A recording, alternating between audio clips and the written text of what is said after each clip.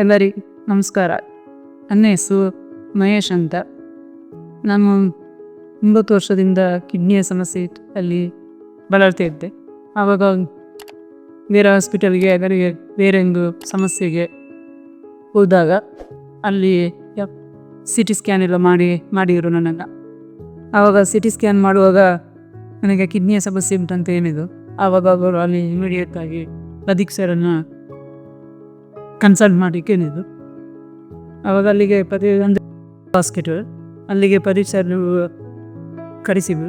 ಅಲ್ಲಿ ಫಸ್ಟ್ ನಾನು ಚೆಕಪ್ ಮಾಡುವಾಗ ಒಂದು ಕಿಡ್ನಿಯ ಸಮಸ್ಯೆ ಅಂತ ಹೇಳಿದ್ರು. ಯಾಕಂದರೆ ನಾನು ತುಂಬ ಹೆದರ್ತೇನೆ ಅಂತ ಹೇಳ್ಕೊಂಡು ಮೊದಲಿಗೆ ಅವರು ಎರಡು ಕಿಡ್ನಿಯ ಸಮಸ್ಯೆ ಉಂಟಂತ ಗೊತ್ತು ಮಾಡಲಿಲ್ಲ, ನಿಮಗೆ ಒಂದೇ ಕಿಡ್ನಿಯ ಸಮಸ್ಯೆ ಇದೆ ಅಂತ ಹೇಳಿದರು.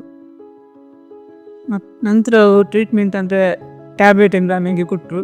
ಟ್ಯಾಬ್ಲೆಟ್ ಎಲ್ಲ ಕೊಟ್ಟು ಇದನ್ನು ಕಂಟಿನ್ಯೂ ಮಾಡಿ ಮತ್ತು 1 ತಿಂಗಳು ಬಂದು ನನ್ನನ್ನು ಪುತ್ತೂರಲ್ಲಿ ಬೇಕಾದರೆ ಮೀಟ್ ಆಗ್ಬೋದು ಅಂತ ಹೇಳಿದೆವು. ನಾವು ಪ್ರತಿ ತಿಂಗಳು ಹಾಸ್ಪಿಟಲ್ಗೆ ಟೆಸ್ಟಿಗೆ ಹೋಗ್ತಾ ಇದ್ದೇವೆ.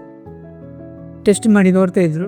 ಆವಾಗ ಹೆದರಬೇಡಿ, ಏನೂ ಆಗಲಿಲ್ಲ, ತುಂಬ ಕಡಿಮೆ ಇದೆ ಅಂತ ಹೇಳ್ಕೊಂಡು ಸ್ವಲ್ಪ ವಾಟ್ರ್ ಎಲ್ಲ ತಗೊಂಡು ಸ್ವಲ್ಪ ಜಾಸ್ತಿ ವಾಟ್ರ್ ಎಲ್ಲ ತಗೊಳ್ಳಿ, ಕಡಿಮೆ ಆಗ್ತದೆ ಅಂತ ಹೇಳಿದರು. ಆನಂತರ ನಾವು ಅವರು ಹೇಳಿದ್ದನ್ನೇ ಫಾಲೋ ಮಾಡ್ತಾ ಇದ್ದೀವಿ. ಆನಂತರ ಸ್ವಲ್ಪ ಕಡಿಮೆ ಆಗ್ತಾ ಇತ್ತು. ಅವರು ಹೇಳಿದರು ಪರ್ಮನೆಂಟ್ ಸಜೆಷನ್ ಏನಲ್ಲ ಅದು ಫಿನಿಗೆ, ಅದು ಅಂದರೆ ನಿಮ್ಮ ಏಜ್ ಜಾಸ್ತಿ ಆದಾಗಲೇ ಅದು ಕೂಡ ಜಾಸ್ತಿ ಆಗ್ತಾ ಇರುತ್ತೆ. ಕಂಟ್ರೋಲಲ್ಲಿರ್ಬೋದು ಅಷ್ಟೇ, ಆದರೆ ಅದು ಪರ್ಮನೆಂಟ್ ಸಜೆಷನ್ ಅಲ್ಲ ಅಂತ ಹೇಳಿದೆ. ಆನಂತರ ಅವರು ಟ್ರೀಟ್ಮೆಂಟ್ ಸ್ಟಾರ್ಟ್ ಮಾಡಿದ್ದು, ಟ್ಯಾಬ್ಲೆಟ್ ಎಲ್ಲ ಕೊಟ್ಟರು. ಆನಂತರ ಒಂದು 9 ವರ್ಷ ತನಕ ನಾವು ಅವರನ್ನಲ್ಲೇ ಪುತ್ತೂರಲ್ಲಿ ಮೀಟ್ ಆಗಿ ಕೊನೆಗೆ ನನಗೆ ಕ್ರಿಯೇಟಿನ್ ಇದ್ದ 6, 7 ಈ ಥರ ಅಂದರೆ ಜಾಸ್ತಿ ಆಗ್ತವೆ.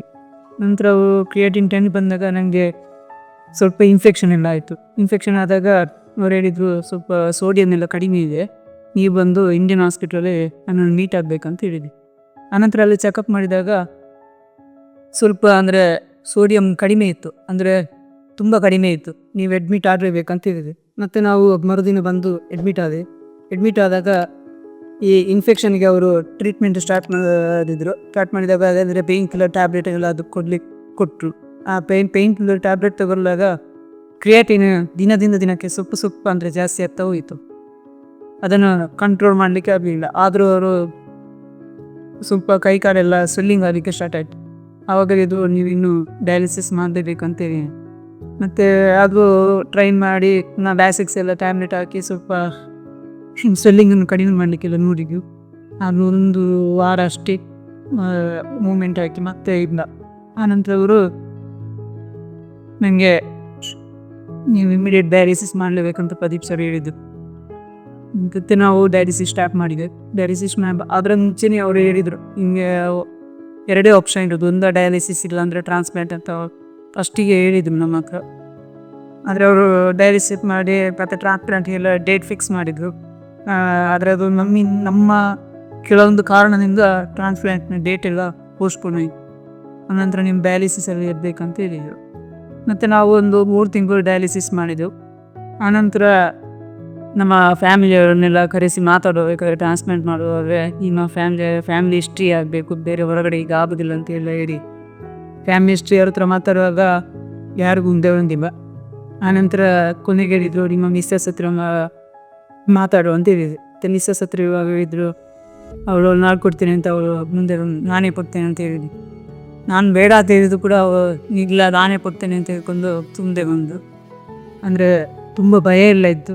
ಆ ಭಯ ಎಲ್ಲ ಡಾಕ್ಟರ್ ಹೇಳಿದ್ರು ಅದಕ್ಕೆ ಹೆದರುವಂಥ ಅವಶ್ಯಕತೆ ಇರಲಿಲ್ಲ, ನಾನು ಟ್ರಾನ್ಸ್ಪ್ಲಾಂಟ್ ಮಾಡ್ಬೋದು, ಇಬ್ಬರಿಗೂ ಕೂಡ ಯಾವುದೇ ತೊಂದರೆ ಇಲ್ಲ ಅಂತೆಲ್ಲ ತುಂಬ ಇದು ಮಾಡಿದ್ವಿ. ಆನಂತರ ನಾವು ಟ್ರಾನ್ಸ್ಪ್ಲಾಂಟ್ಗೆ ಹೋಗಿದ್ದು ಕೂಡ ಧೈರ್ಯ ತಗೊಂಡು ಬಂದೆವು. ನಂತರ ಟ್ರಾನ್ಸ್ಪ್ಲಾಂಟ್ ಆಯಿತು. ಟ್ರಾನ್ಸ್ಪ್ಲಾಂಟ್ ಆದಾಗ ICUಲ್ಲಿ ಒಂದು 3 ದಿವಸ ICU ಇದ್ದೆ ನಾನು. ಆವಾಗಲೇ ಕ್ರಿಯಾಟಿನ್ ಎಲ್ಲ ಫಸ್ಟಿಗೆ ನಂದು ಕ್ರಿಯಾಟಿನ್ 16, ಟ್ರಾನ್ಸ್ಪ್ಲಾಂಟ್ ಮುಂಚೆ 16. ಆನಂತರ ಕ್ರಿಯಾಟಿನ್ ಒಮ್ಮೆಲೆ ಡೌನ್ ಆಯ್ತು ಅಂದರೆ 3 ದಿವಸದಲ್ಲಿ ಕ್ರಿಯಾಟಿನ್ 1.1 ಬಂತು. ನಂತರ ನಾವು ಡಿಸ್ಚಾರ್ಜ್ ಆಗೋ ಹೊತ್ತಿಗೆ ಕ್ರಿಯಾಟಿನ್ 0.8ಗೆ ಬಂತು. ಅಂದರೆ 5 ದಿವಸದಲ್ಲಿ ಕ್ರಿಯಾಟಿನ್ 0.8ಗೆ ಬಂತು. ಇವಾಗ ಕೂಡ ಕ್ರಿಯಾಟಿನ್ ಅಷ್ಟೇ 0.8 ಅದೇ ಉಂಟು, ಯಾವುದೇ ಸಮಸ್ಯೆ ಇಲ್ಲ. ICUಲ್ಲೂ ಅಷ್ಟೇ ನಮ್ಮನ್ನು ತುಂಬ ಚೆನ್ನಾಗಿ ಕೇರ್ ಮಾಡ್ತಾಯಿದ್ರು ಸಿಸ್ಟರ್ಸ್.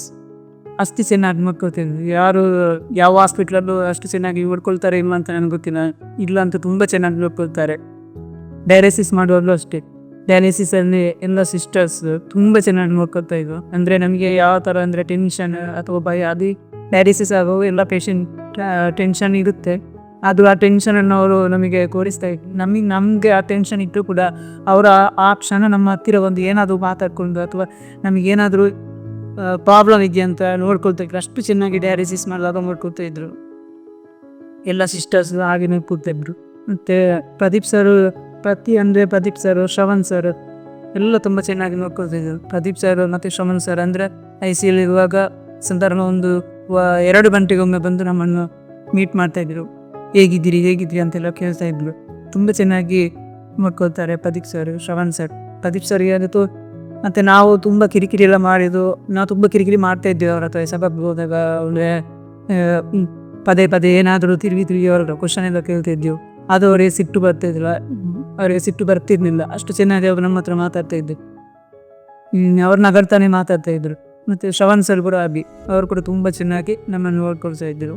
ಅಂದರೆ ನಾವು ಟ್ರಾನ್ಸ್ಪ್ಲಾಂಟ್ ಮಾಡುವಂಥ ಪ್ಲ್ಯಾನಲ್ಲೇ ಸ್ವಲ್ಪ ಹಿಂದೆ ಇದ್ದೆವು. ಆದರೂ ನಮಗೆ ತುಂಬ ಧೈರ್ಯ ಕೊಟ್ಟದ್ದೇ ವಿಶ್ವನಾಥ್ ಸರ್. ಅವರು ಏನು ಹೇಳಿದ್ರು ಅದನ್ನು ಮಾಡ್ಬೋದು, ಯಾವುದೇ ತೊಂದರೆ ಇಲ್ಲ, ಎಲ್ಲ ರೀತಿಯ ಧೈರ್ಯ ಸಪೋರ್ಟು ಎಲ್ಲ ಕೊಟ್ಟದ್ದು ವಿಶ್ವನಾಥ್ ಸರ್.